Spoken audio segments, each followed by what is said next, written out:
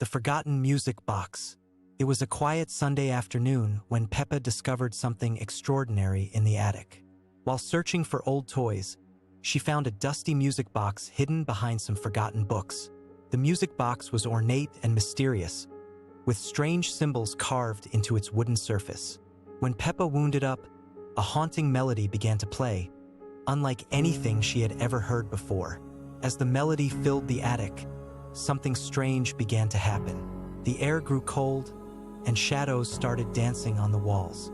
Peppa felt a chill run down her spine as she noticed her reflection in the music box's mirror was changing. Her pink skin was slowly turning green, and dark stitches were appearing across her face. Frightened, Peppa ran downstairs to find her family, but what she discovered was even more terrifying. George was sitting motionless in the living room, his eyes vacant and his skin the same sickly green color. When he turned to look at her, Peppa saw that he too had the mysterious stitches covering his body. Mummy Pig and Daddy Pig were in the kitchen, but they weren't themselves anymore. They moved like puppets, their movements jerky and unnatural. When they spoke, their voices were hollow and distant, as if coming from far away.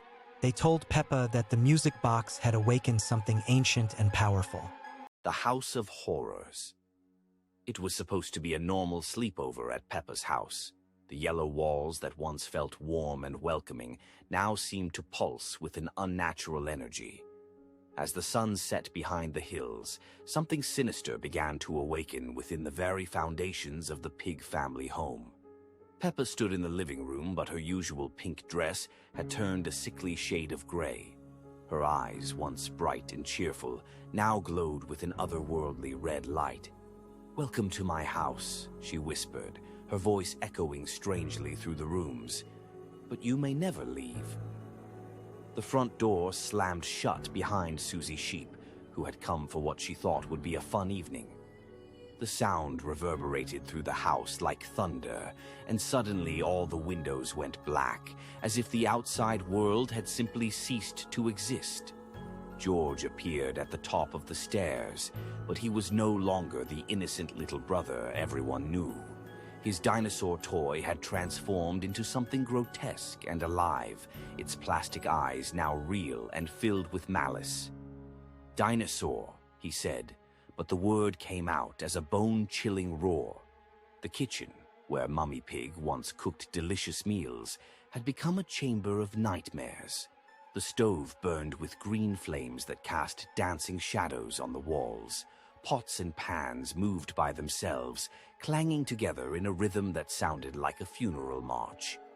Daddy Pig sat in his chair, but his newspaper was blank, except for one headline that appeared and disappeared. "No one escapes the house." His glasses reflected not the room around him, but scenes of terror from other dimensions, other realities where the Pig family had already claimed their victims. The stairs creaked and groaned as if they were alive, each step producing a sound like breaking bones.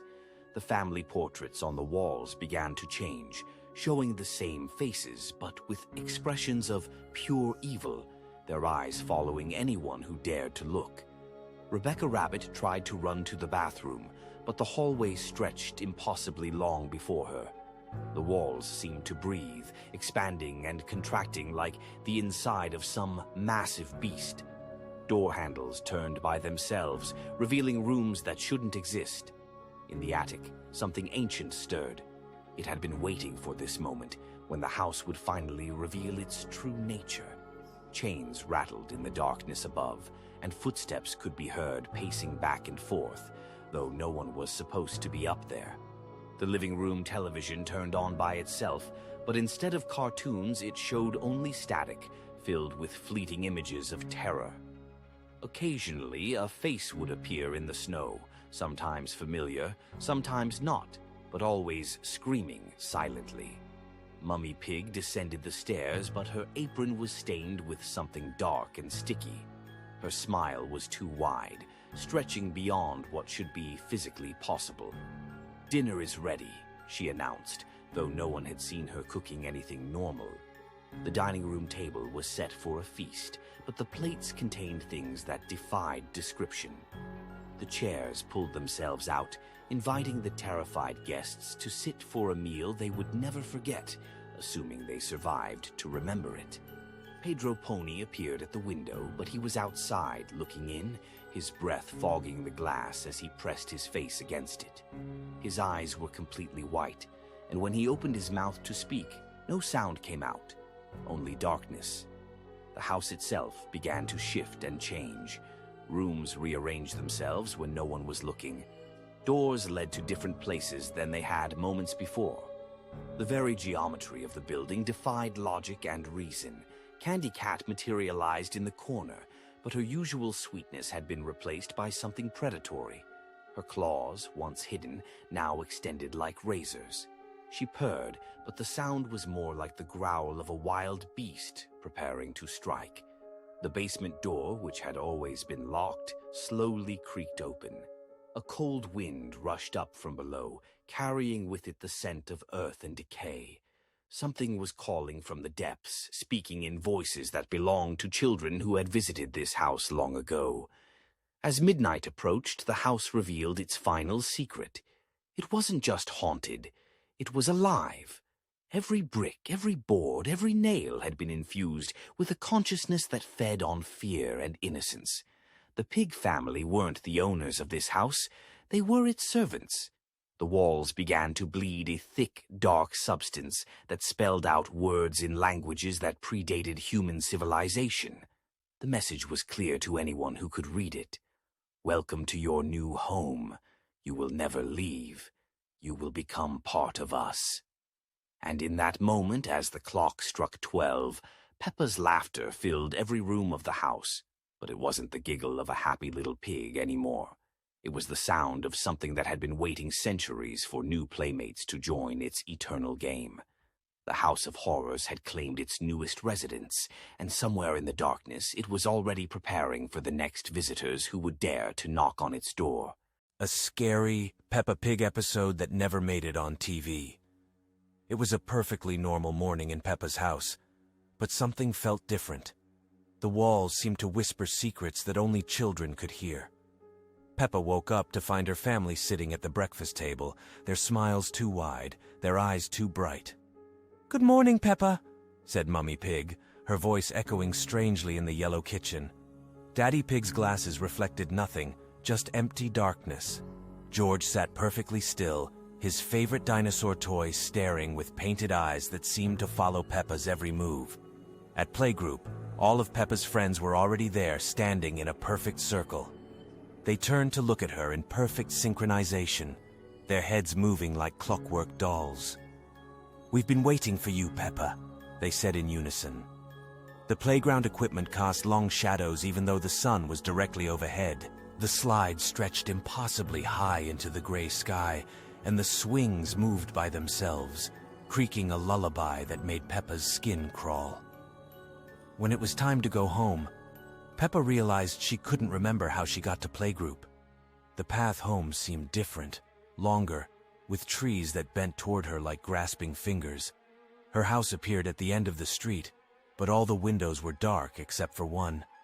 Inside, her family was waiting at the dinner table, the same two wide smiles on their faces. "Welcome home, Peppa," they said together. "We've prepared your favorite meal." But when Peppa looked at her plate, she saw her own reflection staring back, trapped behind the porcelain surface, silently screaming for help. Scary Peppa Pig episode that never made it on TV. It was bedtime at the pig house. Peppa climbed up the purple ladder to her top bunk, while George settled into the bottom bed below. Their favorite toys were scattered around: the teddy bear, toy train, colorful blocks, and Mr. Dinosaur sitting quietly on the shelf. Mummy Pig tucked them both in with gentle kisses goodnight. The room fell into peaceful darkness as she closed the door. Outside, the moon cast gentle shadows through the bedroom window, but as the clock struck midnight, something began to change. George was the first to notice it. His beloved Mr. Dinosaur slowly turned its plastic head toward the bunk bed. The toy's painted eyes gleamed in the moonlight, no longer friendly. Peppa stirred as she heard a soft, scraping sound. Looking down, she saw the toy train beginning to move along its tracks, even though no one had wound it up. The little engine chugged forward, its tiny headlight casting eerie shadows on the walls. The teddy bear began to rock back and forth on its own. Its button eyes reflected the moonlight like tiny black mirrors, and its sewn-on smile seemed to have twisted into something sinister. George pulled his blanket up, watching in growing fear as more toys began to stir. The colorful blocks started stacking themselves into impossible towers. They moved with purpose, creating strange patterns that hurt to look at. The Jack-in-the-Box began to play its melody, but the tune was wrong. Slower, deeper, filled with discordant notes. Peppa tried to call out to George, but her voice came out as barely a whisper. The toys seemed to sense their fear and began moving faster. The toy cars raced around the room in perfect circles, their wheels making no sound. George watched in horror as Mr. Dinosaur climbed down from the shelf, its plastic limbs moving with unnatural fluidity. The toy that had once brought him comfort now approached the bunk bed with predatory intent. Its painted smile had become a grimace. The room filled with the sound of toys coming to life. Gears turning, springs bouncing, plastic parts clicking together. The friendly nursery rhyme from the music box became a haunting dirge that echoed from the walls. Peppa looked down at George and saw that his eyes had become glassy and distant. He was no longer looking at her with recognition, but with the same blank stare as the toys. His movements became jerky and mechanical. The toys formed a circle around the bunk bed, all facing inward with their artificial eyes fixed on Peppa. She realized with growing dread that she was the only one left who hadn't been changed. The room had become a prison of animated nightmares. As dawn approached, the toys slowly returned to their positions. But George remained motionless in his bottom bunk, his eyes still holding that glassy, toy-like stare. When Mummy and Daddy Pig came to wake them, they found only Peppa talking to her new toy brother, who never blinked or spoke, but always smiled that perfect painted smile.